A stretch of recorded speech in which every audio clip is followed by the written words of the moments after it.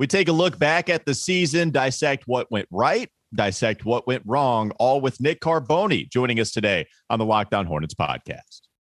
You are Locked On Hornets, part of the Locked On Podcast Network, your team every day. In a minute, cuz we live.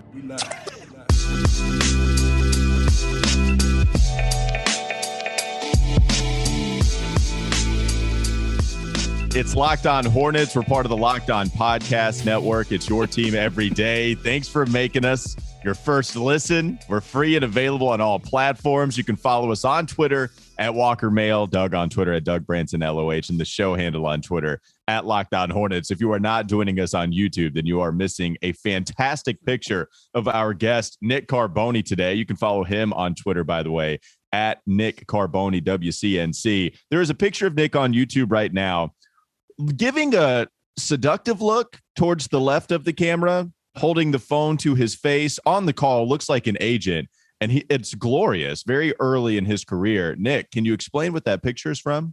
First of all, amazing sleuth work by our guy, Doug Branson. When he said he was just going to, quote, find a picture of me, that's not what I expected. But I was working in Knoxville, and it wasn't live. I was taping morning sports when somebody called me. And I thought, wouldn't it be funny if it wasn't live, but I was like, wouldn't it be funny if I picked up the phone right in the middle of taping something? And I guess I thought it was funny. I don't know if anybody else did. They were probably like, can we just finish this taping and go home? But yeah, there's that picture. And I was not willing to pay for haircuts a lot.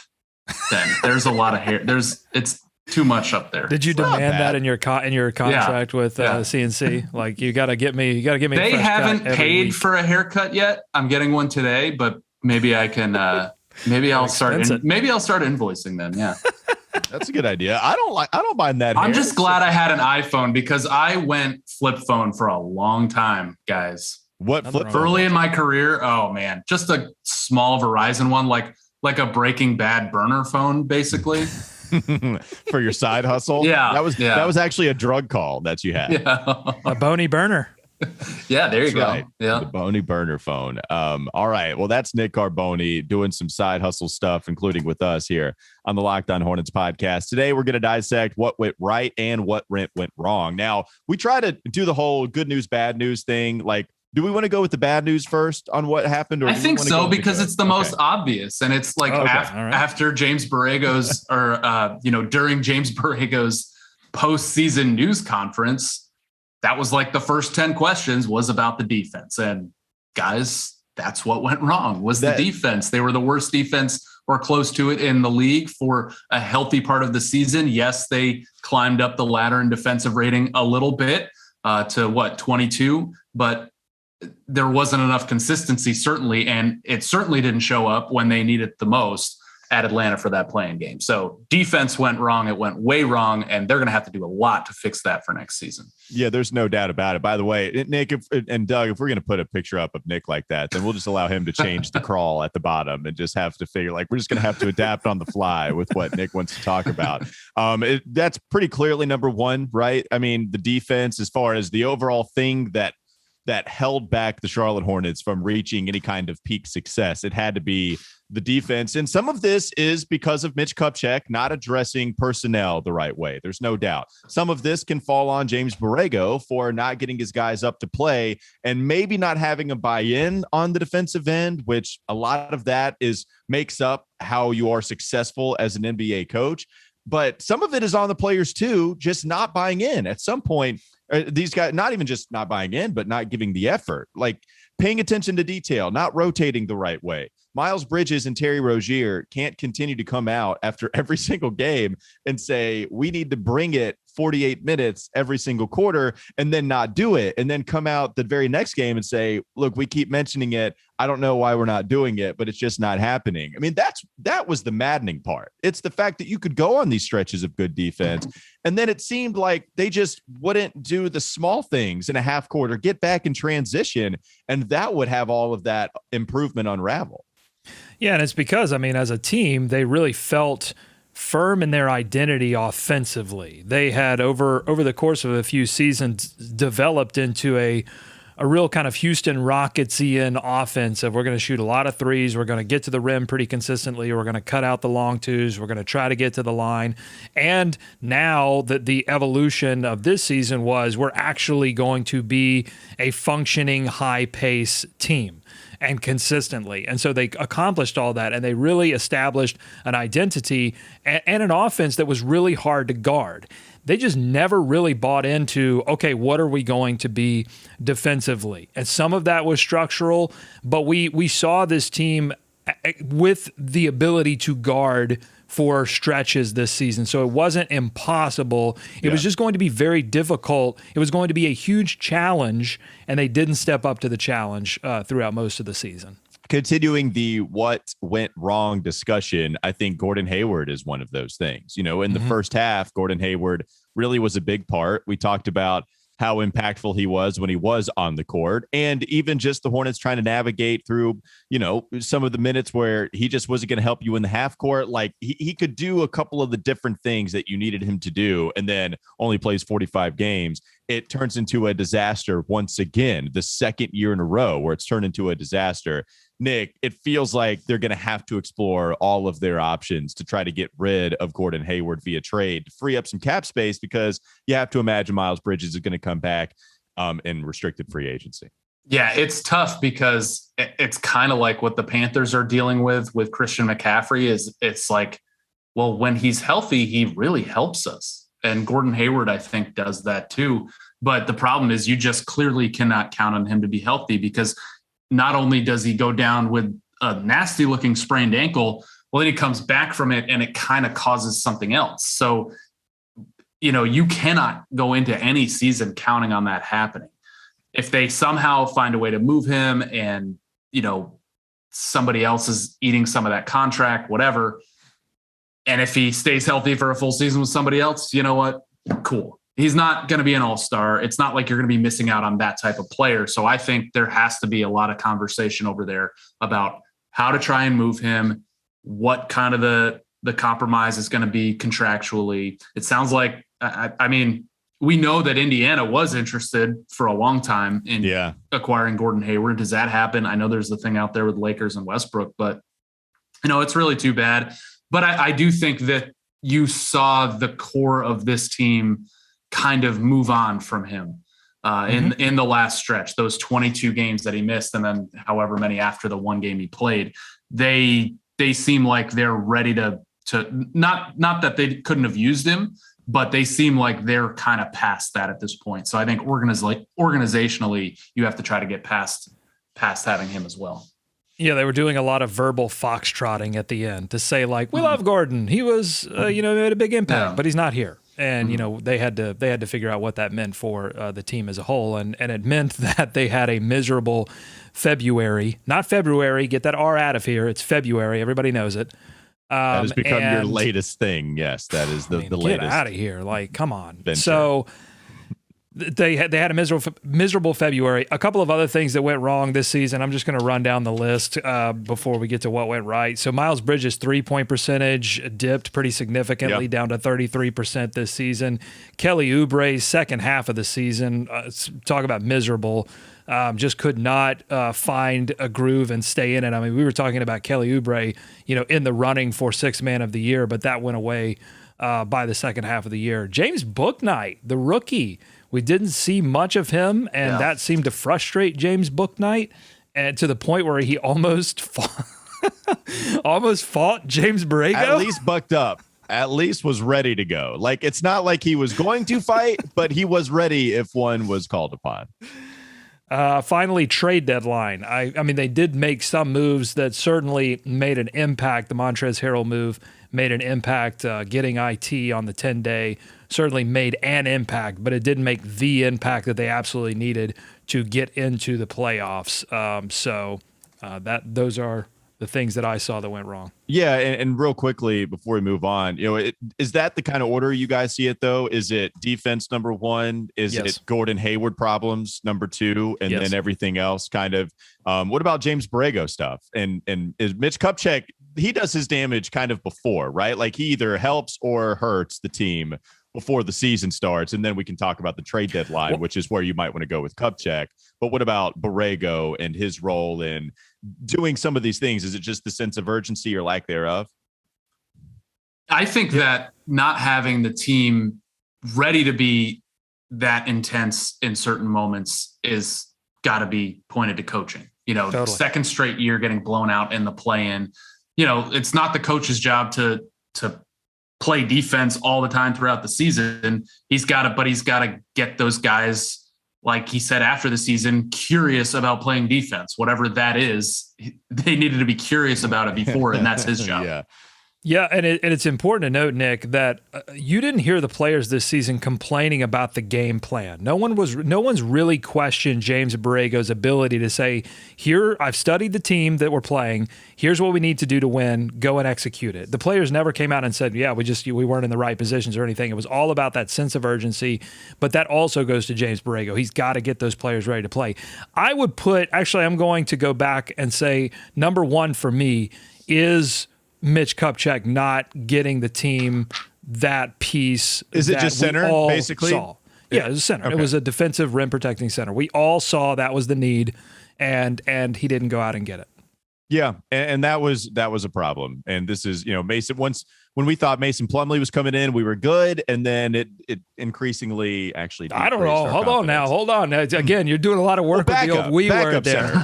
We thought Mason Plumlee was backup center, right? Like that's the thing. Yeah. When they made that move for Mason, nobody thought he was going to be the starter. I didn't. Nobody came in and said, "Oh, okay, we're good," in the sense that he is going to get 30 minutes a night for us. Like we thought, all right, well, whatever. We get an extra pick from this. We'll eat up Mason's contract. It's not guaranteed the next year. We'll get and he'll be a backup. That's fine.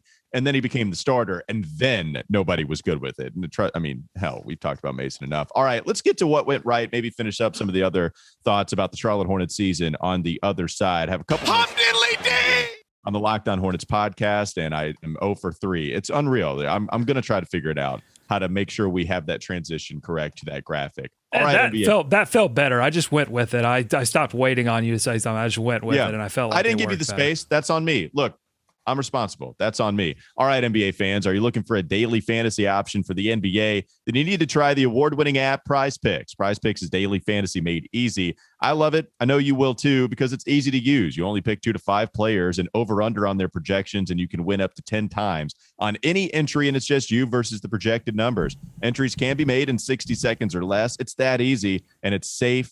Also offers fast withdrawals. You can use the award-winning app on both the App Store and Google Play. What you can do is you can go to prizepicks.com right now. For a limited time, PrizePicks has an exclusive no-brainer of an offer for all of our users. Users get $50 for free if a player in your first PrizePicks entry scores a single point. That's it. But you must use code NBA. That's right. This is an exclusive offer available to Locked On fans. Sign up today and use code NBA, $50 for free if a player in your first PrizePick entry scores a single point. Also, got to discuss betonline.net.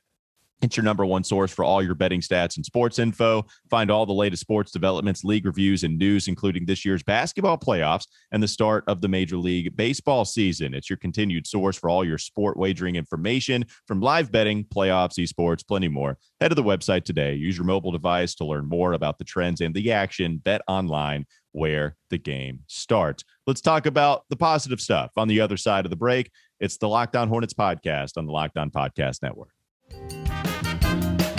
This is Locked On Hornets. So wait a minute. Do we value players that forget plays all of a sudden? I thought we loved LeBron James because he remembered he could cite to you every single play from every game he's ever played in. Now all of a sudden we like players who have no idea what happened on the previous play. I don't think you want him to play scared, right?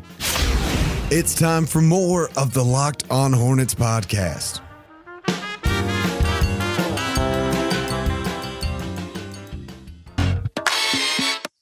As we take a look at the positive stuff, and I try to get used to that picture of Nick Carboni seductively looking at Doug on my screen. He's looking at me. Yeah, I know he is. Yeah, watch out. Wait, wrong way. Yeah, watch out. I don't know who he's making a phone call to. Yeah, there you go. Screenshot that. I want anybody watching on their phone to screenshot that picture of Doug looking at Nick. What were the positive stuff, Nick? What's a few of the things you think of at the top when you think, oh, yeah, that is something that worked out for the Hornets this season? I'll start with an individual and talk about LaMelo Ball. You're always worried about that sophomore slump, about kind of the game catching up to him, especially after he didn't play college basketball. He came in and had a tremendous rookie year, obviously, but then you're worried about what that next step will look like and when that will come. And I thought it came pretty immediately in terms of some of the things he was able to do early in the season, and then post All-Star break, when kind of handed the keys a little more, especially in big moments. I thought he did really, really well with it. He just seems to be progressing and trending upwards still, which is great to see. Obviously, the play-in game kind of, puts a little bit of a damper on that for now.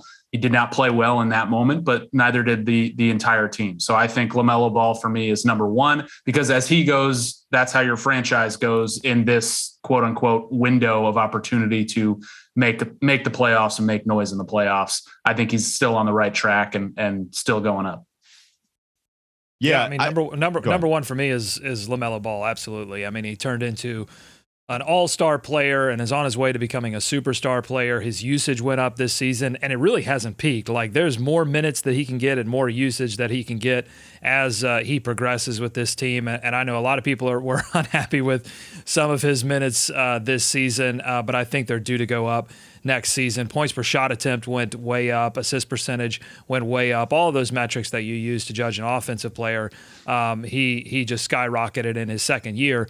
And in terms of, like, we didn't really talk about LaMelo and the what went wrong, but he's got some things to clean up defensively. He got into too much foul trouble, but I think the things that he has to clean up are generally easier to clean up than like a broken jump shot or something, which his jump shot is not broken. He went through a little bit of a shooting slump at one point this season, but he came right out of it, and he turned into a more clutch player than we saw in year one. That's the thing that gets me so excited about LaMelo's career more than any. It's the fact that shot not only is fine, it's good. I just can't believe that he's a legitimately really good three-point shooter. And Nick, you mentioned the sophomore slump stuff. Like, I thought about that coming into the season too, and it's a good point. I was looking up some stats of some of the other stars that we have in our league, and maybe a second year that didn't quite go on the escalator many people thought. Ja Morant is one. Now he flirted with an MVP conversation point. He's not there now, but clearly an excellent season for him. And you look last year, he increased his points per game by almost a couple in his sophomore year, but his percentage points went down inside and outside the arc. That's somebody that maybe didn't have the type of trajectory that he did in his rookie season. And then boom, I mean, just what a phenomenal season. You kind of go to Jason Tatum too. There were some people a little worried about his trajectory. He increased his points per game as well, but his efficiency went down inside and outside the arc. And it's like, all right, we'll see if he can get back on that all-star track. That just didn't really happen with LaMelo. You had the 1 month, or maybe it was even shorter than that, where he struggled a little bit. But other than that, to start the season, he was fantastic. To end the season, he was fantastic. So LaMelo avoiding that, getting an all-star nod, deserving that, playing better post All-Star break after he got past that little bit of a struggle. Like, he was awesome to end the season. So that's fantastic. And then I would think LaMelo's number one. I would think a pretty close second is the emergence of Miles Bridges, because as important as it is to have your lead dog, it's number one for sure. But if you're going to look at a team contending in the Eastern Conference playoffs, winning a playoff series and just getting beyond that, you also need that second banana. And Miles Bridges emerging to be that guy, to at least potentially be that guy, you could argue it's actually a detriment, because he's going to get a lot more money and need a lot more of your cap space. That's actually going to work against the Hornets payroll. That sucks. But the fact that Miles has that within him, if the three-point shot can come along, he's going to be that much more unstoppable. I think Miles has to be second, Nick. Would you agree? Yeah, I would agree too. And obviously he won the bet on Miles Bridges, and they're going to pay for it. And I think they're going to have to. I mean, keeping that core together, like you said, those two players together is how they're doing this. They're not doing this by bringing in high-priced free agents left and right and making the moves for the top superstars. They're trying to grow their superstars, and they've done a good job of growing two of them here at home. Maybe not two superstars, but one potential superstar and one potential all-star is a really good place to be right now if you're the Charlotte Hornets, and they're both obviously still very, very young. So that is promising, and that is certainly something that when you talk about James Borrego, yes, we talked about how bad the defense was, but in terms of internally developing these players, you've got to give him some credit there. And you've got to give these players credit. I mean, Miles Bridges came out with moves this year that I hadn't even seen flashes of last year. I mean, some of the finishes he made, obviously the 3-point shooting needs to be better, but some of the things he did this year, as James Borrego put it to us, caught a lot of people in the building by surprise. And I think Miles Bridges took pride in that. And I can only see him working just as hard, if not harder, to get better under this new contract, whatever it is.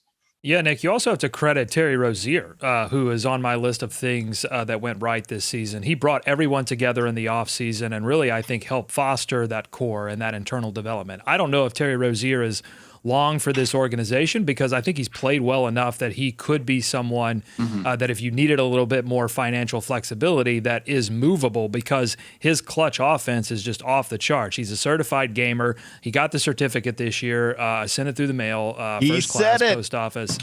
Certified gamer. So many moments this season. He was the guy, put the ball in his hands, and he went and knocked down multiple shots in the fourth quarter to either extend a lead or get a lead in the fourth quarter. Just loved watching Terry play this season, and I think he, whether he's with the organization next season or not, I think he will hold a special place in my heart for bringing this core together. What do you think, Nick? Is Terry something that went right for you as well? Yeah, absolutely. He signed a fairly healthy contract extension and for the most part lived up to it, I think. I mean, I don't think anybody expects Terry to be a perennial all-star, but he's a guy that came in and there were a lot of questions about him since day one, and he's answered them along the way and has showed leadership for this team too. And I think he's somebody that I see, putting a lot of effort, on both ends of the floor. He might not be the best defender, obviously, but I feel like he brings the energy to this team just about every night he's on the floor. And he might be expendable and he might have to go, or he might have to be conversed about in those conversations, but he's done a lot for this franchise in the last few years. Yeah, I mean, talking about Terry, we can get to this when we do the player capsules and stuff, but him being a leader, him kind of being a friend and leader with these guys, being someone, when you heard him talk at the end of the season, his exit interview was all about wanting those younger players, his younger brothers, as he called them, trying to get them to the playoffs. He wanted it for them badly. And I think that's cool. And one thing I'll say that went right with Terry as well, there was a real threat that the 2-point percentage the year prior was an outlier. Did it again this year, which is awesome, right? Like that was a real scare. And he came back, hit his mid-range quite a bit, had some nice moves inside the 3-point line. So I was really happy to see that. And I don't think we saw the second half of the year fade like we did last season. And I think credit to LaMelo, for taking some more responsibility this season for the offense. So Terry probably had a little bit more obviously disappointing performance in the play-in, but through the, back half of the season, I thought it wasn't as big of a slide. We can't get out of this segment without talking about PJ Washington, because a lot went right for him in a year where a lot changed. And it's funny because that's really polarizing for people. Me, I completely agree games. with you. I mean, watch the games. I am wholeheartedly. He was better offensively in less minutes. He did eventually regain a starting role, but played a majority of this season on the bench after being a starter for a lot of the previous season. But his points per shot attempt went way up. He was much better offensively, I thought.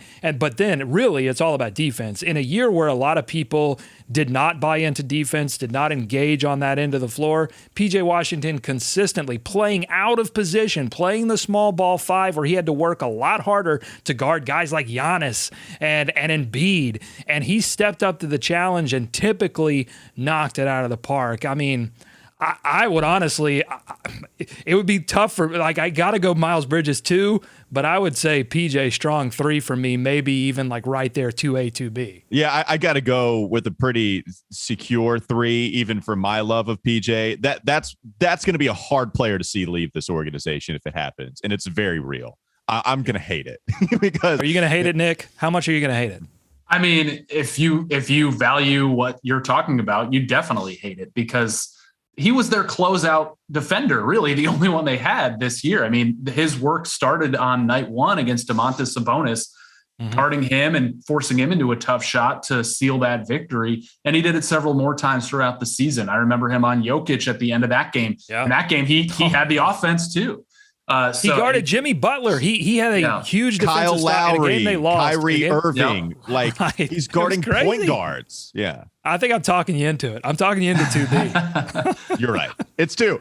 It's sold. Yeah. PJ Washington. He's the second best positive. And the last thing on him, the biggest problem with him offensively last year was the fact that he could not finish inside. Just couldn't do it. It was a real problem trying to finish amongst the trees. And his efficiency overall goes up. Even if there's a little bit of a dip from shooting from 3-point land, he shot over 60% inside the arc. He shot 48% the year prior. That's not good for a 5. And the fact that it went up a whole more than 10 percentage points, that's the thing you love to see. His turnovers went significantly down and his assists stayed relatively the same. Like taking the right shots. Yeah, PJ improved, man. I team keep PJ, and hopefully they can find a way to do it beyond the season, because they don't have to extend him. You know, they can keep him, but I just don't know if they're going to try to trade him so they don't lose him for nothing. All right, let's talk about Rock Auto, and then I'm going to talk about Michael Jordan as it pertains. I was going to do it. I promise. I was going to get to it at that point. It popped up late, but I'll still take responsibility. This episode is brought to you by Rock Auto. With the ever-increasing numbers of makes and models, it's now impossible for your local chain auto parts store to stock all the parts you need. So why endure often pointless or seemingly intimidating questioning? You don't have to do that anymore. Save time and money when using Rock Auto. Their prices are reliably low for every single customer. Go to rockauto.com right now. See all the parts available for your car or your truck. Right, locked on in their "How did you hear about us" box, so they know that we sent you. An amazing selection, reliably low prices, all the parts your car will ever need. Visit rockauto.com. We got some breaking news for the Carolina Panthers right before we started recording this, which got me thinking, what is the comparison in ownership between the Panthers and the Hornets? Who's got the better owner? We talk about that next on the Locked On Hornets podcast. This is Locked On Hornets. 10, Al Jefferson. 9, Anthony Mason. 8, Gerald Wallace. 7, Baron Davis. 6, Dale Curry. 5, Glenn Rice. 4, Muggsy Bogues. 3, Larry Johnson. 2, Alonzo Mourning. Nice. Number 1, top Charlotte Hornet of all time, Kemba Walker. Woo! Thank you, everybody. The list is done. It's time for more of the Locked On Hornets podcast.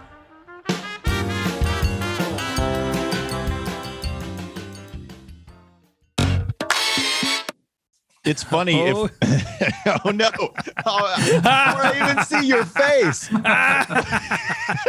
It's so evil. Why is it so yeah, for evil? the listeners, I see Walker cannot see what's in preview. He can only see what's in program, meaning what's about to go on the screen. It's a dirty trick is what it is. Right. And so I just went ahead and had the NBA draft lottery simulator ready to go out of the break. I've got it. I want to get through it quick because I know you want to talk about Tepper and Jordan and all of that great conversation. So let's go ahead and do this Tankathon sim the lottery. Beep, boop, boop, boop, boop, boop, boop, boop, beep. And the Hornets are, they're 13th and 15th again. They are who we thought they were. Yeah. I feel it. I think it's in the next couple of episodes. I swear we're going to win. I know it. I feel it in my heart.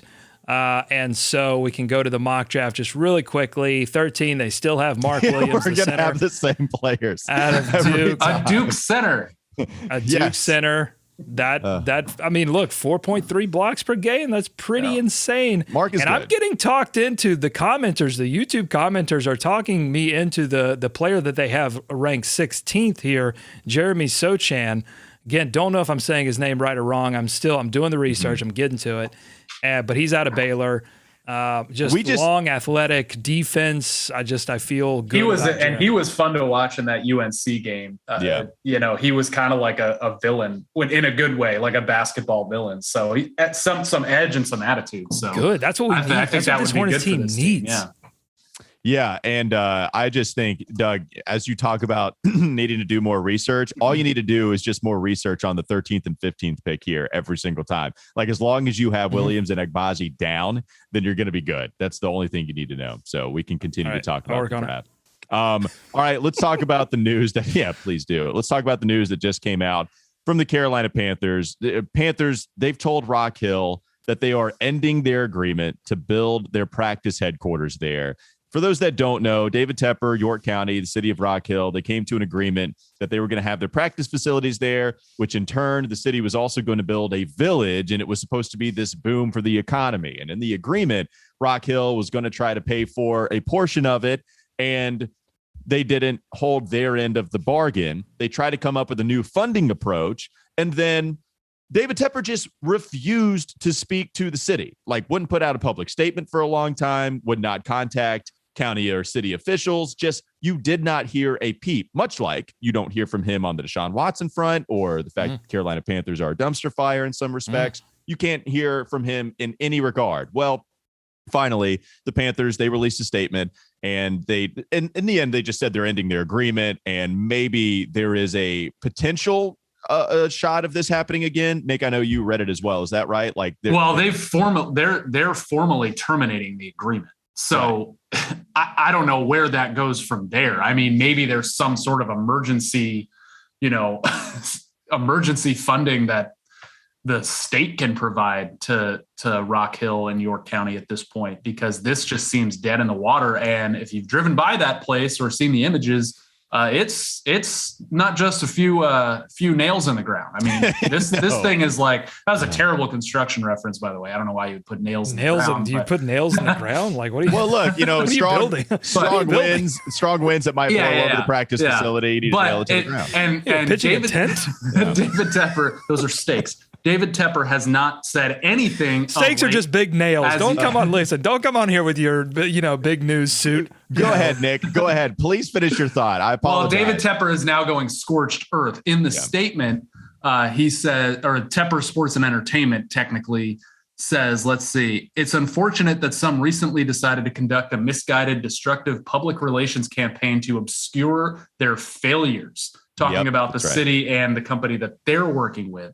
And they're formally terminating these previous agreements. So this is bottom line, it's a disaster. And I'm not like a huge Carolina Panthers fan, but just from the outside, like Tepper and the Panthers have been in a lot more negative headlines than positive headlines. And on the other side, Michael Jordan, owner of the Charlotte Hornets, I feel like has been both from a PR perspective, but also from an organizational perspective, have been in a lot more positive headlines than negative headlines. And this is the thing, to try to transition this, because this is a Hornets podcast, right? Like, in the city, there has been so much talk over the past decade of how truly awful an owner Michael Jordan is in a lot of different fronts. But I think a lot of that, and you can correct me if I'm wrong, but a lot of that has been really focused on the operation side of things, right? That Michael would meddle in basketball operations. You wanted to draft certain players over a Rich Joe or over anybody a part of that decision-making process. And that was more of the focus. I could talk about MJ all day long. I'm trying to shorten this up. But my fascination with MJ is when we watch The Last Dance, you see all of the things about Michael not necessarily wanting to contribute to anything outside of basketball, right? He had the famous quote, "Republicans buy shoes too," when he refused to endorse Harvey Gantt in the Senate race. And that was just a wrong decision for him. So Michael now has done so much for the community, opening Novant health clinics in poverty-stricken areas of the city, and he's crying during the openings of these because he genuinely cares. He donated $150 million over the course of a decade to charities that benefit African Americans here in the country and here in the city and wherever, and it is the largest donation it is the largest donation made by any kind of business or any person to charities that benefit African-American funds. Like, what Michael is doing a complete 180 in what you thought of him based on his playing days to now. And here he is, where I do feel like he's allowed Mitch Kupchak to take more control over personnel decisions. I'm not saying MJ is completely out of it. I'm saying that I think Mitch Kupchak does have a pretty decent amount of control, certainly way more than Rich Cho ever had. All of this to say, like, there is pretty clearly leaps and bounds a better owner here in the city with Michael Jordan, and it is a dumpster fire. Like, David Tepper is a real problem. Certified gamer for Terry Rozier, certified problem for David Tepper. The Charlotte Hornets. It's huge. And I think Michael Jordan, man, like, I've just really enjoyed watching what he's been able to accomplish over the last 5 years and kind of the transformation of one MJ. Yeah, I think the Hornets are viewed by this city and the leaders of it in a very positive light. Like you said, a lot of it is just basketball operations related. They have shifted their draft philosophy. Sure. I'm not sure he's shifted his luxury tax philosophy just yet. We'll see if they get to that point where he always said, okay, then I'll go over it. We'll see how he reacts to that moment. But, I credit Fred Whitfield and the people that help him run that organization with absolutely keeping it a contributing part of this city, a kind of cohesive and collaborative part of this city, where you can't really say the same for David Tepper at this point. It's a total 180 flip from, I would say, 5-10 years ago. Yeah, it's insane to me how much it's flipped. In fact, when you talk to people now and someone says, mentions like Michael Jordan being a bad owner or saying, he's meddling, I feel like it's a great marker of someone who's not paying attention to what's currently going on. And I couldn't have said that, again, 5-10 years ago. They would have had, even if they weren't even paying attention, they would have had somewhat of a point. They don't have that point anymore. And I think that's a positive thing for the organization overall. Yeah, it is. And just to see, how this has all come down for Carolina. And look, I'm not saying that York County didn't have any fault in this. You can't agree to it if you can't back it up. And they just couldn't come up with the bonds that was supposed to fund their part of that agreement. And, I talked with Brandon Guffey, who is on the council over there for York County, and he was discussing, look, I understand Rock Hill was wrong for this. Now, the county also sent him out because he wasn't a part of the initial agreement, so he could easily dodge those types of critical questions right to his face. And hey, decent PR move. I'm not mad at it. But he was saying, look, I understand people's point of view that want to blame the county for agreeing to this. 100%. I get that. But now the citizens are going to struggle and it's going to be a detriment to the citizens of this. Whoever's right or wrong, let's try to figure out something. And at that time, it's an awful look for a $16.7 billion net worth dude, the richest owner in the NFL, to say, it doesn't matter. I'm just not going to say anything. He could have come out with this public statement a month ago.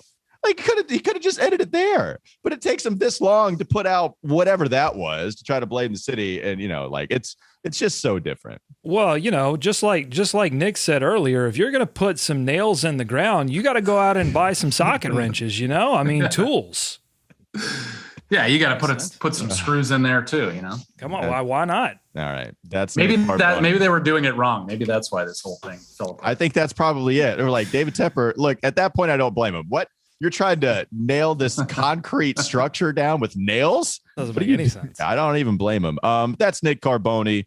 Carpenter also works for WCNC, joining us here on the Locked On Hornets podcast. Please follow him on Twitter at Nick Carboni, WCNC, covering everything, including the Charlotte Hornets here in the city of Charlotte. Nick, it's always fun, man. I want to put this picture up. I hope your camera doesn't work next time. So I think we just ditch the camera and go with that photo. I agree. I'm glad you're on board. That's what we'll do. That's Nick Carboni joining us. Thanks to you as well for joining us here on the Locked On Hornets podcast, listening to us, making us your first listen every day. Now make your second listen Locked On NBA. Locked On experts covering the biggest stories around the NBA every Monday through Friday in less than 30 minutes. It's free and available wherever you get your podcast. Have a great rest of your day. We'll be back with you tomorrow.